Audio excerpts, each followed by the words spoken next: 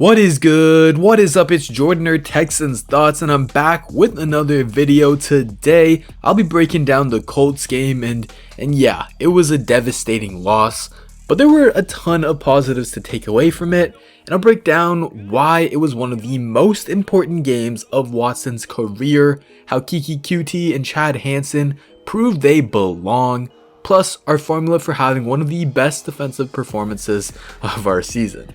So if you enjoyed the video, please do hit that like button, subscribe for more content, and comment down below your thoughts on the video. Now, let's break down the film because the film don't lie.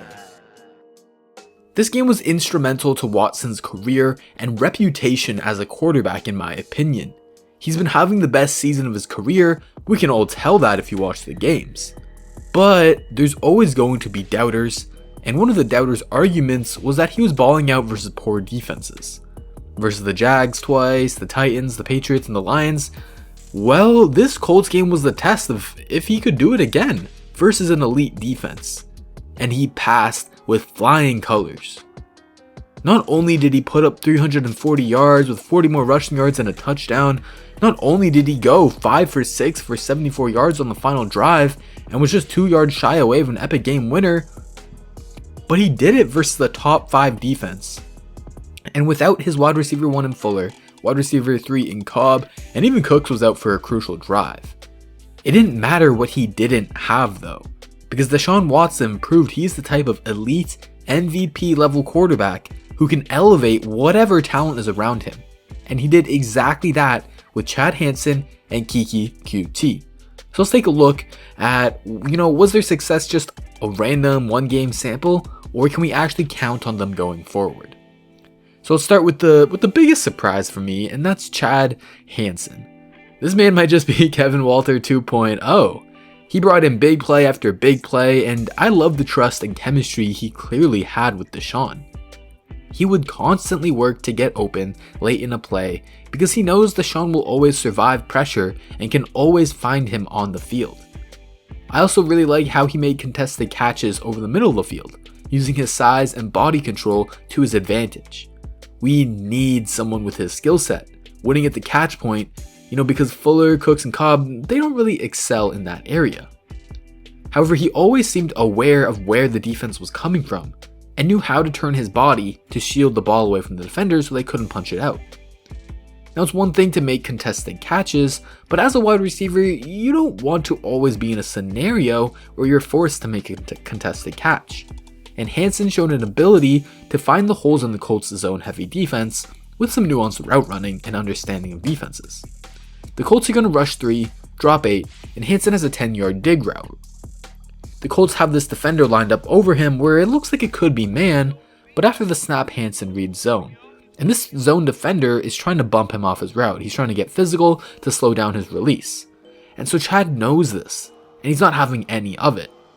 He plants outside, cuts inside, and swims over this defender with his outside arm. This allows him to get out of his route quicker, cleaner, and then there's that body control yet again.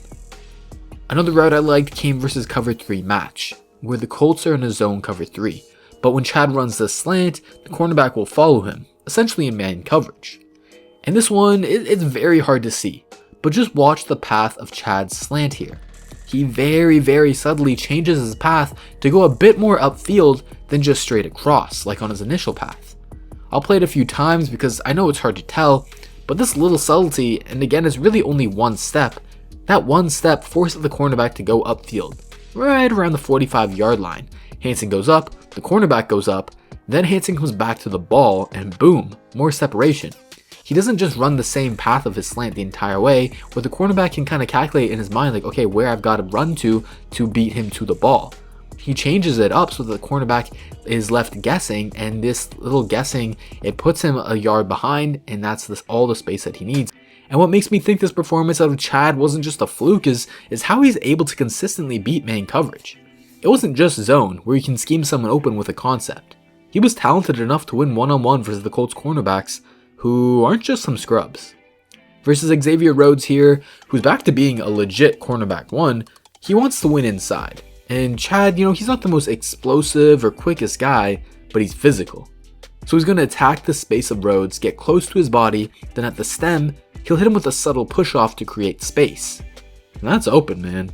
Deshaun didn't find him as often versus man coverage or zone coverage, but it's not because Chad couldn't beat man. Chad also showed some shake with his releases off the line of scrimmage. On this one, look at his stance. He's got his left foot forward, right foot back. Then he does this hop where he switches his stance. Now his right foot is forward and his left foot is back. And what this tells the cornerback is that he could be planting on his right foot that is forward and going inside. Chad continues to sell that idea as his next step hops inside. But he's not going inside, he wants to go outside. So he plants off that inside foot, explodes, and flies downfield, getting low and accelerating well. And now he's already beaten the cornerback at this point. But he's not running a go, he's running an out. And so it's not enough for Chad to just break out right now. He's going to bring the stem point to the left, inside, before he breaks out. That's just so much detail, so much nuance out of a wide receiver who's been stuck on the practice squad all his career. That is a high level out route right there that'll beat a lot of NFL cornerbacks. Last one I'll show here, just so y'all really get the idea that, I'm not just cherry picking these good plays. Chad was getting open all day.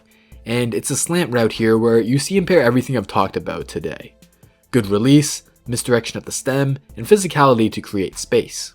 He's going to glide step, then fake outside with his outside foot, and fly upfield and to the inside a little bit. But as he does this, he closes the space between him and the cornerback, and he's going to plant outside and give a little fake, and you can see the cornerback flip his hips outside. He believed that Chad was going to go outside. But to add insult to injury, once Chad gets close enough where he's in arm's length like this, it's time to hand fight. And you can see clearly how he pushes off a little bit, cutting his route off sharply and leaving the cornerback stumbling. I'm excited to see more of Chad. It was just one game, and I'm not declaring him the next DeAndre Hopkins or anything, but we might have ourselves a hidden gem here. You know who's also a gem? No, not a hidden one, because we all knew he had something, and we all wanted to see more of him, but that's Keke Coutee. He's finally completely out of the Bill O'Brien doghouse and is prospering for it. This was one of his best games of his career, and we should have known, man. Keke Coutee is the Colts killer. We know about his athleticism, explosiveness, and how valuable that can be out of the slot wide receiver position. He adds a big playability that Cobb just hasn't had so far. He also consistently got behind the Colts linebackers' zones and in front of the safety, and he was playing with a passion, man. He was bringing down every contested catch. He wanted to prove himself, and he did. He and Hansen both showed they can adjust if the ball isn't perfect, and they can secure the catch, and not let defenders pry the ball loose even after they're down. But what really made me happy to see was Keke's awareness versus zone coverages, and particularly when the defense changed the picture after the snap. We talk a lot about quarterbacks having to read defenses, but so do wide receivers, and it's something Keke has struggled with during his career, but Sunday was a different story. Keke's got a little hitch route here, and the Colts are bringing a blitz. This defensive end is going to replace the linebacker zone, and Keke adjusts nicely. Right now, the D end is in perfect position to stop a hitch, so Keke adjusts and works to the open space. It's a small, really small detail, but these are the details he used to struggle with, and now gives me optimism that he's a different player. Even versus the Colts' vaunted nickel blitz that has killed us for years, Keke came through.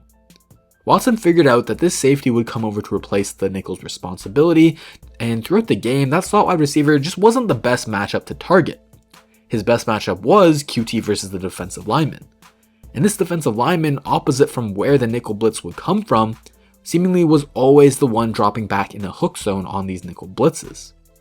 Watson reads this and immediately looks to Keke. We see them on the same page as Keke again has a hitch, but as the defensive lineman is right in his face, he adjusts it to more of a stick out route, and he takes that quick step and gives Watson a target before the sack. Having a smart slot wide receiver who can read defenses is huge for this offense, and Keke taking that step is amazing to see. Alright, so the offense was the star of the show in the first half, but the defense played the second half amazingly and showed a formula for success. That was creating negative plays on early downs to set offenses behind their script, plus getting off the field on third down. Let's start with the negative plays. First, there's the ones that you can't really manufacture as a defensive coordinator, and those would be tackle for losses on rundowns. That really just comes down to your players executing, getting off blocks, and making tackles. Charles showed some better ability this game, but it was really Watt who showed his signs of dominance. He still got that great blend of quickness and power that most offensive linemen just can't handle. Going forward, we need to prioritize getting a defensive lineman who can make plays like these, shed blocks, and get TFLs. We saw firsthand just how disruptive a defensive lineman like that can be with DeForest Buckner. I hope we can find our Buckner soon. The other way we are able to create negative plays, or at least incompletions on first downs that led to 3rd and longs, was through pressure. When the GOAT finally got his chance to rush off the edge and not drop in coverage, he was too fast for any offensive tackle in front of him. Getting pressure that quickly forces a quarterback to miss throws, so this pressure can really help make up for mistakes in coverage. The best example of that came on JJ Watt's sack. We're going to run a cover 3 shell blitz, and the Colts have Zach Pascal up the seam, which is the weak point of a cover 3. They've got a perfect play call for a defense, and Pascal is open, but Rivers can't get to him because JJ is a superhuman. Let's take a look at how he wins, and it's speed to power on this one. He flies off that edge, gets low, uses a long arm move right into the chest of the left tackle. And then the best part is he disengages off the block with a swim move. That is perfect. Now our front 4 hasn't been that dominant this year. We don't get to just rush versus Chaz Green every game. So Weaver has been implementing more blitzes recently to supplement a poor pass rush and still get pressure. Zach Cunningham has been really effective in this role. The Texans are running cover 0 on this one, meaning they have no one deep, everyone is manned up versus the Colts' 4 weapons, and the rest of the guys are going to blitz. Again, we see how pressure can alleviate mistakes or help us when the coverage isn't perfect. Mo Ali Cox has inside leverage versus Eric Murray, but it doesn't matter because Rivers can't make an accurate throw. And look at the running back here. He gets absolutely sunned by Zach. Straight embarrassed, because he's just too powerful. More Zach on blitzes, please. So with these negative plays on early downs, it really puts the Colts in tough 3rd downs, where they only completed 27% of them. Texans have struggled getting off the field all season, but it's usually because we give teams 3rd and shorts because of our bad run defense. But if you get the offenses in these scenarios, it becomes exponentially harder for them, and it gives Weaver a chance to dial out blitzes. You could tell the blitzes and pressure we got on Rivers was really getting to him mentally, just like it did with Cam Newton and the Patriots. We forced him into taking checkdowns that weren't always there for him. My favorite blitz of the day was the AJ Moore sack. Dude has some real fire when he's blitzing, and he's learning to harness that speed and still finish the sack, not flying past the quarterback. This one's interesting because Tyrell Adams actually drops into a deep 3rd zone. The idea here by Weaver is that the Colts are likely going to aim for the sticks, not go deep over the middle of the field to attack Adams because they don't have the time to protect for that long. So they'll have guys running routes to the sticks, and you don't want them to be able to target Tyrell Adams, who's usually in a zone in that area of the field. So he inverts the scheme where Adams goes deep and the safeties come down. This way you've got better defenders in coverage, and it gives the blitz enough time to get home. How can we talk about this game without talking about the GOAT sack, Jacob Martin? He finally got his shot versus Chaz Green, and unlike Whitney Merciless, he made it count. He uses a beautiful cross-chop slap combo here, and just admire how fast his hands are. I talk about his speed off the snap, but his hands execute this so quickly, man. So the cross chop is him using his inside hand to chop down against the outside hand of the left tackle, crossing his body like that. And just in case that chop doesn't hit, he also uses a slap, where he slaps his outside arm on the shoulder of Chaz to make sure that Chaz's outside arm can't stop him. Martin also sort of jumps when he throws this move, and he does that to reposition his feet and his hips, aiming himself towards the quarterback. That gets him a better angle and a better chance to finish the sack and not get pushed past the pocket. Lastly, we've got the 4th down stand, and everyone was talking about Tyrell Adams and Zach Cunningham being great here, but the real star of the play for me is Brandon Dunn. He dominates the center here, blowing him off the ball, but also being able to get off the block. He plays so low, so he's powerful because he has the leverage advantage, and he really handles a great center in Ryan Kelly in the biggest moment of the game for the defense. You can see the Texans defense can thrive when our players in the trenches make plays. I hope the future GM notices that and continues to invest in the defensive line. Alright, that's going to do it for the video. If you enjoyed, please do hit that like button, subscribe for more content, and comment down below your thoughts on the video.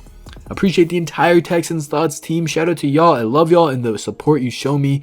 And yeah, thank you all for watching. Come back next time and remember, the film don't lie.